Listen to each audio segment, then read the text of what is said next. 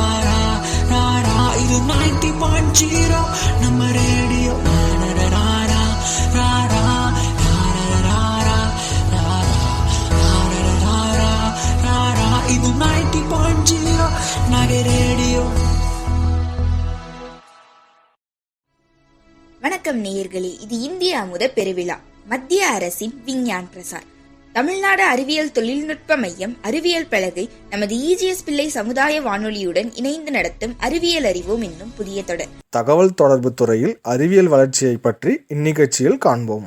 ஏங்கப்பா, என்ன வெயில், வெளியே கூட தலை காட்ட முடியல. அது நம்ம ரகுபதி வர மாதிரி இருக்கே. வாங்க ரகுபதி, இப்போதான் வரீங்களா? ஆமாங்க, இப்போதான் வரேங்க. என்ன ரொம்ப தனியாக நடந்து போயிட்டு இருக்கிறீங்க இந்த வெயில்ல? அட எங்க கேட்குறீங்க, கண்ணு கேட்டின தூரம் வர எல்லாம் காஞ்சி போய் தான் கிடக்குது. மழையும் இல்லை, ஒன்றும் இல்லை. சரி, நாழியாவது நான் வேறு தோட்டத்துக்கு வர போகணும். அப்படிங்களா? என்னங்க, காட்டில் ஏதாவது வேலைங்களா தோட்டத்தில்? அட ஆமாங்க, போய் மோட்ரு வேற போட்டு விடணும். மழையும் இல்லை, ஒன்றும் இல்லை. கொஞ்சம் மோட்ரு போட்டு தென்னம்பிள்ளைக்கு வேற தண்ணி பாய்ச்சணும். ஏனுங்க, முந்தியெல்லாம் நம்ம ஊரில் எத்தனை மரம் இருந்தது, எல்லா மரத்தையும் இப்போ வெட்டி போட்டோம். மரம் வெட்டி நம்ம வந்து லோடேற்றி விறகா வெளியே அனுப்பிச்சிடுறோம். அப்புறம் எப்படிங்க மழை பெய்யும்? இயற்கை கொடுத்த இத்தனை மரத்தை நம்ம அழிச்சோம்னா எப்படி மழை பெய்யும்? நீங்களே சொல்லுங்க பார்க்கலாம். நீங்களா தோட்டங்காடு வச்சுருக்கிறீங்க, கொஞ்சம் நிறைய மரமெல்லாம் நிறைய வளர்த்துனா தான் இனிமேல் வந்து மழை பெய்யும். நீங்கள் மோட்ரு போடுறதுக்கெலாம் வந்து நீங்கள் இந்த வெயிலில் வந்து தோட்டத்துக்கு போய் தான் மோட்ரு போடணுங்கிறது இல்லைங்க. இங்கே பாருங்கள், நம்ம ராமசாமி என்ன அவர் வீட்டிலிருந்து செல்ஃபோன் மூலமாகவே இப்போ மோட்ரு ஆன் பண்ணிக்கிறாரு, ஆஃப் பண்ணிக்கிறாரு. அந்த டெக்னாலஜியில் நாம் தான் பண்ணி கொடுத்தோம். நீங்கள் வாங்க, அதை பற்றிலாம் நான் உங்களுக்கு நிறைய சொல்கிறேன். நீங்கள் அதை தெரிஞ்சுக்கிட்டு நீங்களும் ஜாலியாக வீட்டில் ஊந்துக்கிட்டே விவசாயம் பண்ணலாங்க. அட, நானும் வரலான்னு தாங்க பார்த்தேன். எங்கே நேரம் கிடைக்குது? ஆடு பார்க்குறதும் மாடு பார்க்குறதும் தோட்டத்தை பார்க்குறதுமாவே இருக்குது. சரி, நம்ம கடை டவுனில் எங்கே இருக்குது? நீங்கள் வரும்போது எனக்கு ஒரு ஃபோன் பண்ணிவிட்டு வாங்க. நான் உங்களுக்கு இதை பற்றி எல்லாம் முழுசாக எல்லா விவரத்தையும் சொல்லி அதுக்கப்புறம் நான் உங்களுக்கு எப்படி பண்ணுறதுன்னு சொல்லித்தரேங்க. சரிங்க, ஃபோனை பற்றி நான் தெரிஞ்சுக்கணும். நான் வச்சுருக்கதோ பட்டன் ஃபோன் தாங்க. பசங்களாம் வேறு வெளியே இருக்காங்க. இப்போது ஃபோன்லேயே என்னென்னமோலாம் பண்ணலான்னு சொல்கிறாங்களே, அதெல்லாம் உண்மையாங்க? ஐயா, உங்களுக்கு தெரியாத ஒன்றும் இல்லை. இப்போது பார்த்தீங்கன்னா தகவல் தொடர்பு அப்படின்னா என்ன, அதாவது இதை பற்றி முழுமையாக தெரிஞ்சு கொண்டால் மட்டும்தான் நாம் இதை சரியாக புரிஞ்சுக்க முடியும். இதில் தகவல் தொடர்பு அப்படிங்கிற 2 சொற்கள் இணைந்துள்ளன. தகவல் அப்படின்னா பிறர் அறியும் வகையில் வெளிப்படுத்தப்படும் செய்தி என்று பொருளாகும். தொடர்பு என்றால் இரு இடங்களை இணைப்பது, இணைப்பு என்று பொருளாகும். எனவே தகவல் தொடர்பு என்பதற்கு ஒரு இடத்திலிருந்து தொலைவில் இருக்கும் மற்றொரு இடத்தோடு தகவல்களை பரிமாறிக்கொள்ள பயன்படுத்தப்படும் அமைப்பு என்று நாம் புரிஞ்சுக்கணுங்க. அதாவது 2 இனங்களை இணைத்து அங்குள்ளவர்களை பற்றி அறிந்து கொள்ளும் வகையில் செய்திகளை வெளிப்படுத்தும் வழிமுறை மற்றும் அதற்கான கருவிகளுக்கு தகவல் தொடர்பு என்று தொழில்நுட்ப சொல்லை பயன்படுத்துகிறோம். இதனுடைய துவக்கம் பார்த்திங்கன்னா குறிப்பிட்ட காலகட்டத்தில் தான் துவங்கிச்சு அப்படின்னு சொல்லி நம்மளால் உறுதியாக சொல்ல முடியாதுங்க. தகவல் தொடர்பின் துவக்கமும் பார்த்திங்கன்னா மனித குலம் பேச்சும் எழுத்தும் துவங்குறதுக்கு முன்பாகவே தகவல் பரிமாற்றங்கிறது துவங்கிருச்சுங்க அப்படின்னு ஆராய்ச்சிகள்லாம் கூறுது. அதாவது அச்சு தகவல் தொடர்பு துவக்கம் அப்படின்னு கருதப்படுவது கற்கால மனிதர்கள் வரைந்து வைத்துள்ள குகை சித்திரங்களாகுங்க. கிறிஸ்து பிறப்பதற்கு முன்பே 5000 முதல் 10,000 வரையிலான வரலாற்றிற்கு முந்தைய காலத்திலேயே மனிதன் நாகரிகம் எதுவுமே அடையலைங்க. சாப்பிடுவது, உறங்குவது, இனப்பெருக்கம் செய்வது, சண்டை போடுவது அப்படிங்கிற அடிப்படை செயல்பாடுகளை மட்டுமே செய்து வந்துள்ளான். அதாவது பார்த்திங்கன்னா தான் அறிந்த ஒன்றை, பார்த்த ஒன்றை அருகில் அல்லது தொலைவில் அல்லது இனிமேல் வரப்போகும் நபர்களுக்கு தெரிவிப்பதற்காகவே வரையப்பட்டவைங்க அந்த குகை ஓவியங்கள். அதிசயத்தக்க அளவிற்கு அறிவியல் வளர்ச்சியும் கண்டுபிடிப்புகளும் உள்ள இந்த நாட்களிலும் ஆராய்ச்சியாளர்கள் பார்த்திங்கன்னா வியப்பில் ஆழ்த்துற விஷயம் இந்த குகை சித்திரங்களாகும். அதாவதுங்க, வாய் வழியே ஒலி எழுப்பிய பழகிய மனிதன் ஒவ்வொரு செயலுக்கும் ஆ ஊ என்று ஒலி எழுப்பி தகவல் பரிமாற்றத்தை துவக்கினான். இன்னும் மனிதன் உட்பட அனைத்து உயிரினங்களுமே இந்த ஒலி வழி தகவல் பரிமாற்றத்தையே கடைபிடிக்குதுங்க. ஒரு உதாரணத்துக்கு சொல்லப்போனால், இன்றைக்கி நாம் நம்மளுடைய மொழி தெரியாது இருக்கக்கூடிய ஒரு இடத்துல நாம் ஒரு பொதுவான ஒரு இடத்துல ஒரு 500 பேர் இருக்கக்கூடிய ஒரு இடத்துல நாம் நடந்து போயிட்டு இருக்கும்போது திடீர்னு காலில் முள் ஏறிச்சுன்னு வச்சுக்கோங்க. நீங்கள் தமிழ் பேசுகிற மொழியாக இருப்பீங்க, நீங்கள் இருக்கக்கூடிய இடம் வேறு மொழி பேசுகிறவங்கள இருப்பாங்க. காலில் முள் ஏறின உடனே நீங்கள் ஆணு கத்துவீங்க இல்லையா, உடனே அங்கே சுற்றி இருக்கிறவங்க எல்லாத்துக்குமே இந்த மனிதருக்கு ஏதோ ஒரு ஆபத்து நடந்துச்சுன்னா டக்குன்னு எல்லாருமே திரும்பி பார்த்து உதவிக்கு வருவாங்க இல்லையா. அதுதான் அந்த காலத்தில் மனிதன் பேசுவதற்கு முன்பு பயன்படுத்திய அந்த ஆவு ஒளி தான் தகவல் பரிமாற்றத்துக்காக அந்த மாதிரி பயன்படுத்துதுங்க. அதுக்கப்புறம் தான் பார்த்திங்கன்னா வரி வடிவ தகவல் தொடர்பு கொஞ்சம் கொஞ்சமாக டெவலப் ஆச்சு. இன்றைக்கி பார்த்திங்கன்னா சுமார் 5000 வருடங்களுக்கு முன்பாகத்தான் மனிதன் எழுத்துக்களை உருவாக்கி உள்ளான். கிமு 2500ஆம் ஆண்டுகளில், அதாவது இன்றைக்கு சுமார் 4500 ஆண்டுகளுக்கு முன்பாக எகிப்திய நாகரிகம்தான் பேச்சு ஒளியை வரி வடிவத்திற்கு கொண்டு வந்துள்ளது. அன்றைய நாட்களில் அவர்கள் படவடிவ எழுத்துக்களையே பயன்படுத்தியுள்ளனர். இன்று வரலாற்று ஆராய்ச்சியாளர்கள் இந்த படவடிவ எழுத்துக்களை படித்தே எகிப்திய வரலாற்றை அறிந்து கொண்டுள்ளனர். எனவே தகவல் தொடர்பில் முதல் கருவியாக பயன்படுத்தப்பட்டுள்ளது இந்த படவடிவ எழுத்துக்கள் என்று குறிப்பிடலாம். இதன் பிறகு நாகரிகங்களும் நாடுகளும் எழுத்துக்களை உருவாக்கியுள்ளன. என்றாலும் தகவல் தொடர்பிற்கு அந்த நாட்களில் மேலும் சில வழிமுறைகளும் கருவிகளும் பயன்படுத்தப்பட்டுள்ளன. அவற்றில் முதல் நிலையில் உள்ளது தோல் கருவிகளால் ஒலி எழுப்பப்பட்டு செய்யப்பட்ட தகவல் பரிமாற்றமாகும். இன்று பயன்பாட்டில் உள்ள மத்தளங்கள் போன்ற தோல் கருவிகளால் ஒலி எழுப்பப்பட்டது. மகிழ்ச்சி, ஆபத்து, போர், வரவேற்பு போன்ற நேரங்களில் எல்லாம் அந்தந்த நிகழ்விற்கு ஏற்ற மாதிரி ஒலிகளை எழுப்பி மக்களுக்கு தகவல் சொன்னாங்க.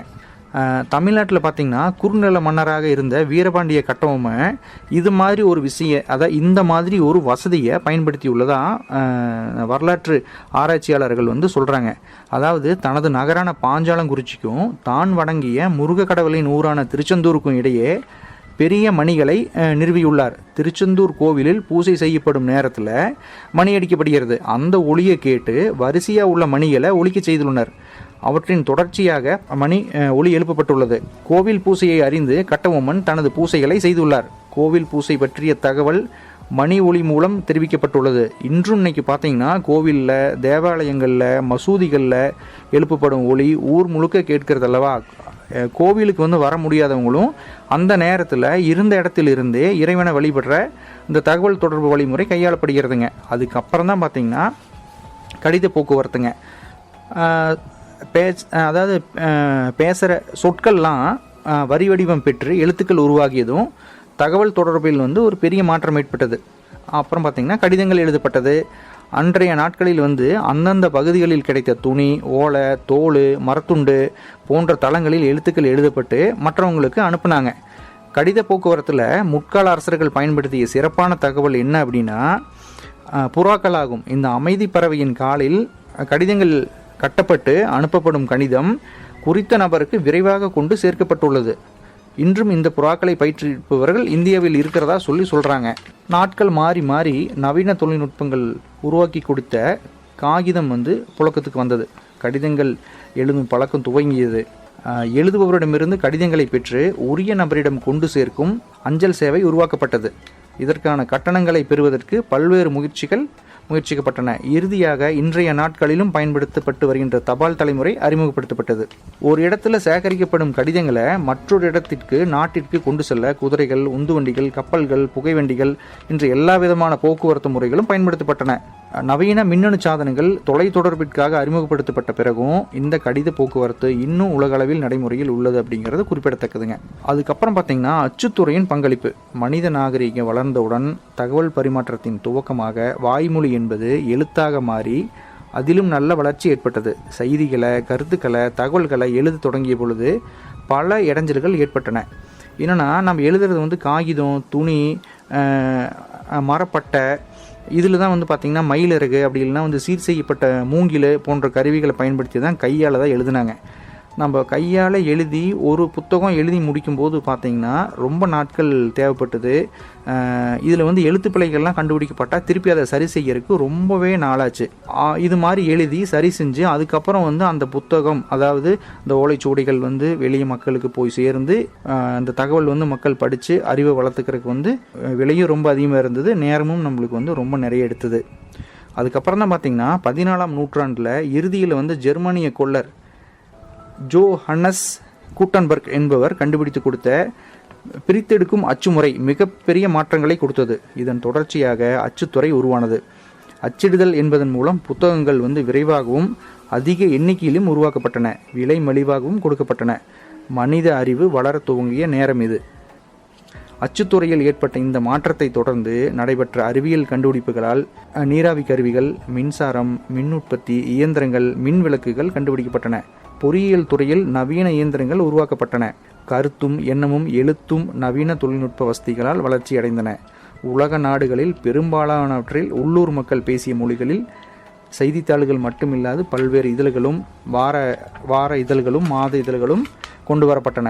தகவல் தொடர்பு முறை என்பது எளிமையடைய துவங்கிய இந்த காலகட்டம் தான் அப்படிங்கிறது குறிப்பிடத்தக்கதுங்க. அதுக்கப்புறம் பார்த்திங்கன்னா மின்சாரம் தந்த அறிவியல் கருவிகள் அப்படின்னா மனித குலத்திற்கு அறிவியல் கொடுத்த மிகப்பெரிய பரிசு மின்சாரம் என்ற சக்தியாகும்.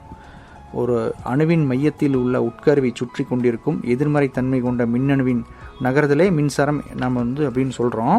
1831 இங்கிலாந்து நாட்டின் விஞ்ஞானி மைக்கேல் ஃபாரடே என்பவர் காந்தம் மற்றும் உலோக கம்பி வடங்களை பயன்படுத்தி எளிமையான முறையில் மின்சாரம் உற்பத்தி செய்யும் வழிவகையை உருவாக்கி கொடுத்தார். மின் உற்பத்தி இயந்திரத்தின் மூலம் கிடைக்கும் மின்சாரம் நேரடியாக பயன்படுத்தப்பட்டது. அதுக்கப்புறம் பார்த்திங்கன்னா மின்கலம் போன்றவற்றில் நம்ம சேமித்து வைத்து பயன்படுத்தி கொள்ளக்கூடிய வசதிகளும் அதுக்கப்புறம் படிப்படியாக உருவாச்சுங்க. அறிவியல் அப்படிங்கிறது மட்டும் இல்லாமல் எல்லா துறைகளிலுமே பயன்படுத்தப்படும் கருவிகள் அனைத்தும் அநேகமாக இந்த மின்சாரம் என்ற சக்தியின் வழியே செயல்படும் விதத்திலேயே உருவாக்கப்படி. இன்னும் சரியாக சொல்லப்போனால் இன்று உலகம் என்பது அதில் உள்ள மனித குலம் என்பதும் இந்த மின்சார சக்திக்கு அடிமையாக உள்ளனர். இன்றைக்கு தொலைத்தொடர்பு என்பதில் பயன்படுத்தப்படும் கருவிகள், வழிமுறைகள் அனைத்திற்கும் அடிப்படை இந்த மின்சாரம் அப்படின்னு நான் சொன்னால் அதுக்கு வந்து மிகையாகாதுங்க. அதுக்கப்புறம் பார்த்திங்கன்னா கடித போக்குவரத்துக்கு அப்புறம் வானொலி மற்றும் தொலைக்காட்சி, விரைவாக செய்தியை அனுப்பும் சங்கேத குறியீடுகளான தந்தி முறை உருவாக்கப்பட்டது. சாமுவேல் மோர்ஸ் என்பவர் கண்டுபிடித்த மோர்ஸ் முறை 20ஆம் நூற்றாண்டின் இறுதி வரையிலும் பயன்பாட்டில் இருந்தது குறிப்பிடத்தக்கதாகும். தந்தி என்பது தகவல் தொடர்பில் பெரிய மாற்றத்தை கொடுத்தது என்றால் அது மிகையாகாது. பயன்பாட்டில் இருந்த காலத்தில் பெரிய அளவில் மதிக்கப்பட்ட ஒரு தொழில்நுட்பமாகவே இது இருந்தது. இதை பழகுவதற்கு பயிற்சி பள்ளிகளும் நடத்தப்பட்டன. தற்பொழுதும் தந்தி என்ற தகவல் பரிமாற்ற முறை பயன்பாட்டில் உள்ளது. ஆனால் அதன் வேகம் மிக மிக குறைவாகி போயுள்ளது. ஒளி அலைகளை மின்காந்த அலையாக மாற்றி தொலை தூரத்திற்கு அனுப்பும் முறை உருவாக்கப்பட்டது. வான்வழியே அனுப்பப்பட்ட மின்காந்த அலைகளை பெற்று ஒளி அலையாக மாற்றி கொடுத்த வானொலி பெட்டிகள் பயன்பாட்டிற்கு வந்தன. 1826ஆம் ஆண்டில் அலெக்சாண்டர் கிரகாம் பெல் உருவாக்கிய இந்த வானொலி தொழில்நுட்பம் கொஞ்சம் கொஞ்சமாக வளர்ச்சியடைந்து இன்றைய 20ஆம் நூற்றாண்டில் ஒரு சிறிய மேசையின் மேல் ஒரு சிறிய அளவில் வைக்கக்கூடிய அளவில் மிகப்பெரிய வளர்ச்சி அடைந்துள்ளது. மேசையின் மீது வைக்கும் அளவிற்கு பெரியதாக இருந்த வானொலி பெட்டியின் உருவம் சுருங்கி சட்டை பைக்குள் வைக்கும் அளவிற்கு வந்துவிட்டது. 20ஆம் நூற்றாண்டின் இறுதியில் உருவாக்கப்பட்ட ஐசி என்று குறிப்பிடும் ஒருங்கிணைந்த சில்லுகள், பண்பலை வரிசை போன்றவற்றால் வானொலி பெட்டி என்பது முற்றிலுமாக மாறிப்போய்விட்டது. ஒளியலையை தொலை தூரத்திற்கு அனுப்ப உதவிய அறிவியல் ஒளியையும் அவ்வாறே மாற்றவும் செய்தது. 1926இல் இங்கிலாந்து நாட்டின் விஞ்ஞானி ஜான் லோகி பேர்டு தொலைக்காட்சி பெட்டியை உருவாக்கி செயல்படுத்தி காட்டினார். இதனால் ஓசையாக மட்டுமே கேட்கப்பட்டவற்றை காட்சிகளாகவும் வண்ணத்திலும் பார்க்கவும் முடிந்தது. தொலைக்காட்சி தொழில்நுட்பம் வளர்ந்து இன்று மக்கள் ஏறக்குறைய அதற்கு அடிமையாகவே இருக்கும் நிலையில் உள்ளது என்பது குறிப்பிடத்தக்க தகவலாகும். தொலைபேசி மற்றும் தொலைக்கருவிகள் அப்படின்னா காற்று வழி அனுப்பப்பட்ட மின்காந்த அலையை பெற்று ஒளியாக மாற்றம் செயல்புரிந்த வானொலி தொலைத்தொடர்பில் பெரிய மாற்றத்தை ஏற்படுத்தியது என்றாலும் இது ஒரு வழி தகவல் தெரிவிக்க மட்டுமே பயன்படுத்தப்பட்டது. மறுமுனையிலிருந்து தகவல் பெறுவதற்கு இயலாததாகவே இருந்தது. இதற்காக மேற்கொள்ளப்பட்ட ஆராய்ச்சிகளின் முடிவாக 1876இல் அலெக்சாண்டர் கிரகாம் பெல் என்ற அமெரிக்கர் கம்பி வழியாக இருமுனை தொடர்பை ஏற்படுத்தி தொலைபேசி கருவியை செயல்முறையாக இறக்கி காட்டினார். இது தொலைத்தொடர்பினை அடுத்த நிலைக்கு எடுத்துச் சென்றது. இந்த தொழில்நுட்பத்தின் அடிப்படையில் இதன் தொடர்ச்சியாக தொலையச்சு, தொலைநகல் போன்ற கருவிகளும் உருவாக்கப்பட்டன. தொலைத்தொடர்பு மேலும் வளர்ச்சியடைந்து கணினியின் வரவு மற்றும் அதன் தொழில்நுட்பம் 20ஆம் நூற்றாண்டின் துவக்கத்தில் மேற்கொள்ளப்பட்ட ஆராய்ச்சிகளின் விளைவாக அறிவியல் மனித குலத்திற்கு கொடுத்த அன்பளிப்பு கணினி தொழில்நுட்பமாகும். நேயர்களே, இதுவரை கேட்டது தகவல் தொடர்பு துறையில் அறிவியல் வளர்ச்சி. இதன் தொடர்ச்சியை அடுத்த பகுதியில் கேட்போம். என்ன நேயர்களே, அறிவியல் சம்பந்தமான நிறைய விஷயங்களை இந்த நிகழ்ச்சி மூலமா தெரிஞ்சிருப்பீங்க அப்படின்னு நம்புறேன். இது இந்திய அமுத பெருவிழா, மத்திய அரசின் விக்யான் பிரசார், தமிழ்நாடு அறிவியல் தொழில்நுட்ப மையம், அறிவியல் பலகை, நமது இஜிஎஸ் பிள்ளை சமுதாய வானொலியுடன் இணைந்து வழங்கும் அறிவியல் அறிவோம் என்ன புதிய தொடர். அடுத்த தொடர்ல கண்டிப்பா உங்க எல்லாரையும் நாங்க சந்திக்கிறோம். அதுவரை உங்களிடமிருந்து விடைபெறுகிறோம். நன்றி, வணக்கம்.